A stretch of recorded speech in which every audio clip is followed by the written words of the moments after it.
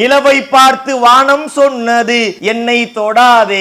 நிலவை பார்த்து வானம் சொல்லிச்சான், டோன்ட் டச் மீ. நிழலை பார்த்து பூமி சொன்னது என்னை தொடாதே. இப்ப இந்த கட்சி படம் காட்டுறேன், இந்த நிழலை பார்த்து பூமி சொல்லிச்சா என்னை தொடாதே, அது எப்படி சொல்லும்? இதுல உண்மையா பொய்யான்னு பார்க்க கூடாதாம். அப்ப நடைமுறைக்கு ஒத்து வராதுல. கவிதை என்றாலே அது பொய் தான். அதுல மிகையான வர்ணனை இருக்கும். அழகிய நிலவில் ஆக்சிஜன் நிரப்பி அங்கே உனக்கு ஒரு வீடு செய்வேன். அம்ஜி கரையில வாங்கி தரேன்னு சொல்லி நம்புவோம். நிலாவுல ஆக்சிஜன் இல்ல என்ன செய்வாராம்? இங்க இருந்து கிருட்டுன்னு கொண்டு போவாராம். ஆக்சிஜன் கொண்டு போய் நிலாவுல நிரப்பிடுவாராம். அங்கே கொண்டு போய் மனைவியை கொண்டே வைப்பாராம். மேகத்தை பிடித்து மெத்தைகள் அமைத்து மெல்லிய பூ உன்னை தூங்க வைப்பேன். ஒரு இலவ மஞ்சு பெட்டு, ஒரு சமுக்கால, ஒரு பாய், ஒரு மேட்ரஸை விரிச்சு படுக்க வச்சாரு நம்பலாம். மேகத்தை எப்படி பிடிப்பாரு, அதை எப்படி மெத்த செய்வாரு கேட்டா அது இலக்கியம் பாங்க, அது கவிதை, அது பரவாயில்ல.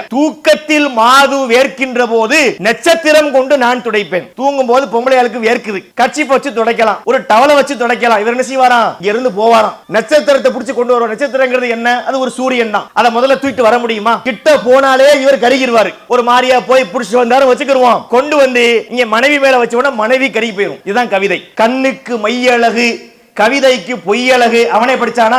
ஏன் கருத்தை விட்டுருங்க, அவனே சொல்றான் கவிதைனா பொய்ன்னு. அப்ப இந்த பொய்களும் முரண்பாடுகளும் நிறைந்திருக்கக்கூடிய இதை கொண்டு உருவாக்கப்பட்ட மௌலுது வணக்கமாக இருக்க முடியுமா? இது முதல் கேள்வி. இங்க இதை வைத்துக் கொண்டு மௌலுதுக்கு நீங்க மூடி போட்டு க்ளோஸ் பண்ணி போட்டலாம்.